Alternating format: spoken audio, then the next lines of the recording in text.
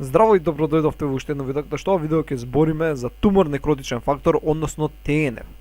ТНФ е основен медиатор на акутен инфламаторен одговор кон грам негативни бактерии и други инфективни микроби. И е одговорен за голем дел од системските компликации при тешки инфекции. Самото име ТНФ потекнува да кога истражувале различни серумски фактори, утврдиле дека оваа молекула предизвикува некроза на тумори и затоа ја нарекле тумор некротичен фактор. ТНФ во некоја литература се нарекува и ТНФ алфа. Значи, во една литература е само ТНФ, додека во друга литература се нарекува ТНФ алфа.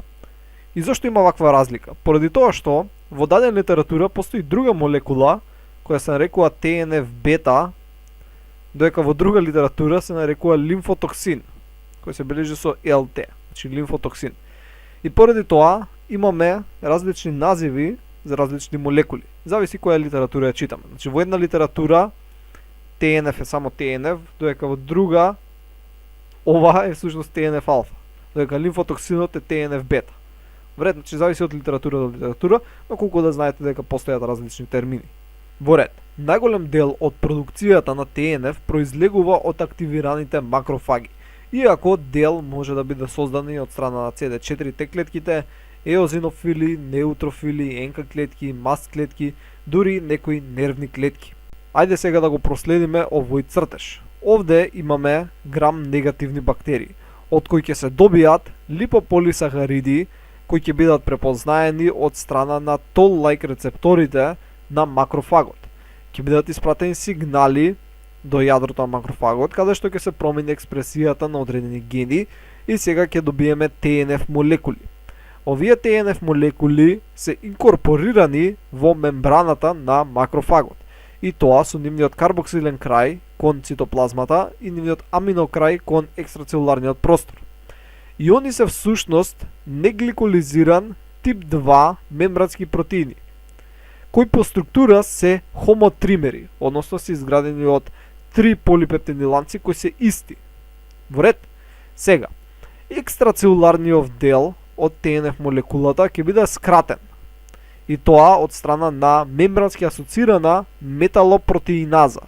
Значи, мембрански асоцирана металопротеиназа ќе го скрати екстрацелуларниот дел и ќе се добијат всушност 3 фрагменти. Така, значи се добијат 3 фрагменти кои спонтано ќе се фузираат и ќе образуваат нешто што е налик секретиран ТНФ. Во ред, и овој секретиран ТНФ теориски би можело да се врзе истовремено со 3 рецептори, но во пракса тоа е малце неверојатно да се случи. И овој ТНФ сега може да се врзе со различни рецептори. Главно ги делиме рецепторите на ТНФ во две фамилии. Значи ТНФ рецептори 1 и ТНФ рецептори 2. Значи тоа се фамилии на рецептори. Овдека има голем број на рецептори кои влегуваат во таа фамилија на рецептор. Во ред, ако се врзе со ТНФ R1, фамилијата има нешто си понизок афинитет, бидејќи гледаме дека константата на дисоциација 10 на минус 9, додека со ТНФ R2 има нешто си повисок афинитет.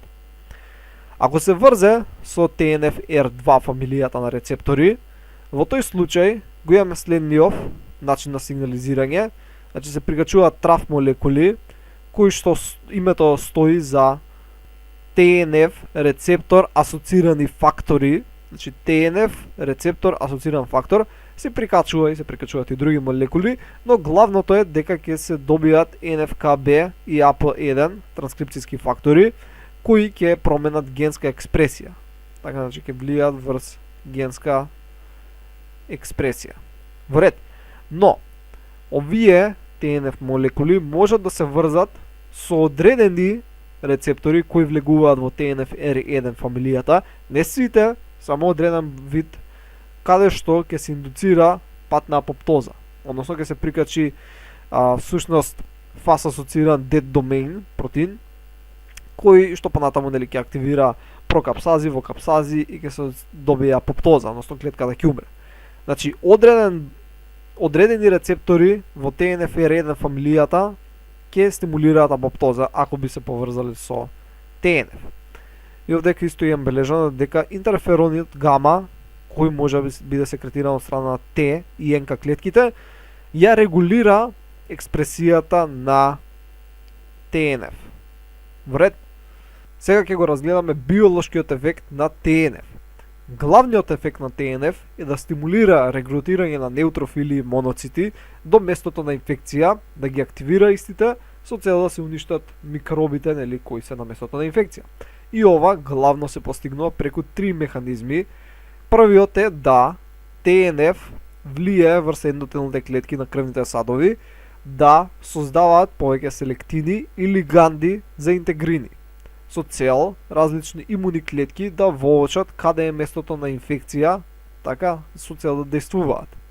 Друг механизам е да ТНФ ги стимулира макрофагите и ендотелните клетки да создадат различни хемокини, што ќе овозможат доаѓање на уште повеќе имуни клетки, исто така интерлеукин 1. Трет механизам е дека ТНФ ја зголемува микробицидната активност на макрофагите и неутрофилите, односно нивната способност за убивање. И овде сега ќе спомнеме дека ТНФ учествува за зголемување на локалната инфламација, но ова често може да доведе до автоимуни заболувања, како например ревматоиден артритис или различни инфламаторни заболувања на цревата од дигестивниот тракт. И дел од овие заболувања дори се лекуваат со антитела. Значи се прават специфични антитела, поликлонални или моноклонални антитела, најчесто моноклонални, кои действуваат врз ТНФ и го врзуваат. Ако нема ТНФ, нема локална инфламација, нема автоимуно заболување. Вред, тоа е еден начините на кој се третира. Сега ќе видиме како ТНФ може да влијае негативно врз организмот, особено при тешки инфекции со грам негативни бактерии. Значи, ако имаме многу грам негативни бактерии, имаме големо количество на липополисахариди. Тоа ќе активира многу макрофаги, така, што ќе предизвика создавање на големи количества на ТНФ. И сега, овие големи количества на ТНФ нема да действуваат само локално, него ќе навлезат во циркулација, така бидејќи имаме големи количества, и ќе се однесуваат налик ендокрин хормон, ќе отпатуваат на секаде со организмот и ќе действуваат системски. И при тоа ќе предизвикаат системски патолошки абнормалности. И сега ќе ги разгледаме.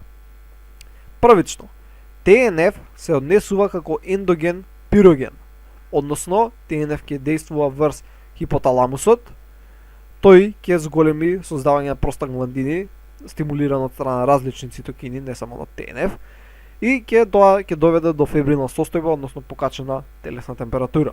Тоа е еден ефект. Друг ефект. ТНФ влијае врз хепатоцитите, значи клетките на црниот дроб, зголемува создавање на серум амилоид А протеин и на фибриноген. Поголеми количини фиброген исто така ја зголемува шансата за создавање на тромбови. Трет ефект. ТНФ го супресира апетитот, не јадеме доволно, ја намалува активноста на липопротеин липазата. Ако е намалена активноста, не се ослободуваат масни киселини од липопротеините и се појавува wasting, на англиски, или пак губење на телесна маса. Веројатно, че се губат масти, се губи и мускулна маса, бидејќи не се јаде и не се складираат мастите. Друг ефект, ТНФ ја намалува контрактилноста на мазната и срцевата мускулатура, што доведува до намален крвен притисок, blood pressure, што доведува до шокова состојба. Вред. Друг ефект. ТНФ го инхибира создавањето од тромбомодулин. А тромбомодулинот влијае да инхибира коагулација. Значи тромбомодулинот инхибира коагулација. А ТНФ го инхибира тромбомодулинот. Значи кога минус прават плюс. ТНФ инхибира тромбомодулин, поради тоа не може тромбомодулинот да ја инхибира коагулацијата, поради тоа има коагулација. Вред, има коагулација, имаме повеќе фибриноген, се јавува интраваскуларна тромбоза. И всушност ова е механизмот на кој ТНФ и го добива својот назив, така нели, тоа беше тумор некротичен фактор. Тој вршеше некроза на тумори. Всушност ТНФ, да, стварно врши некроза на тумори, на принцип на тоа што формира тумори во васкуларната мрежа на формира тромбови во васкуларната мрежа на туморот. Вред, значи си имаш тумор, така си имаш тумор, тој тумор си има васкуларна мрежа, васкуларна циркулација и ТНФ формира тромбови внатре во оваа васкуларна мрежа и туморот умира, бидејќи туморот не може да се исхранува. Но при големи количини на ТНФ, ова не се случува само на ниво на тумор, него се случува и насекаде со организмот. И ова е всушност, се ова е карактеристично за септичен шок кој се јавува од големи количини на грам негативни бактерии. Например, имаш инфекција од грам негативни бактерии, дали не знам, пукнало слепо црево, имаш апендицитис или нешто друго и може да се јави, нели, септичен шок. Ова не е предизвикано само од ТНФ. Вред, значи септичниот шок. Бидејќи се прави истражувања каде што се дава многу липополисахариди, така, значи ЛПС се става многу во глушец и од кој ќе се стави се ставаат инхибитори на ТНФ. И пак умира од септичен шок. Значи не е само ТНФ во приказната за септичен шок, тука влегуваат интерлеукин 12, еден интерферон гама, но сепак огромна улога завзема ТНФ. Значи големи количини се многу штетни за организмот. И тоа се јавува при тешки инфекции со грам негативни бактерии. И овде само ќе разгледаме некои слики како за крај. Имаме ТНФ, као действува во мали количини, во средни и во високи количини. Значи во мали количини има потребни дејства, во средни има зголема температура, acute phase proteins, така действува врз скената срцевина, и при високи количини септичен шок. Океј? Сега, овдека имаме всушност структурата, гледате дека е составен овдека ТНФ, оваа секретираната, овдека ќе заокружам. Овдека горе вака, што е? Тоа е всушност ТНФ, секретираната форма, и составено го нацртале со 3 точки. Тоа се всушност трите ланци кои се добиваа, кои го прават тоа ко триаголниче, и гледаме дека имаме два начина на действување, или може да има промена на генската експресија, или да влезе во апоптоза. И тоа беше се за ова видео, се надам дека научивте нешто ново. Нормално има многу повеќе да се збори за ТНФ, ама ова е нешто општо што треба да се знае. Вред, че ако сака некој повеќе, може да си отвори литература, истражувања и да си разгледа. Вред, ќе се видиме во наредното видео. Довидување.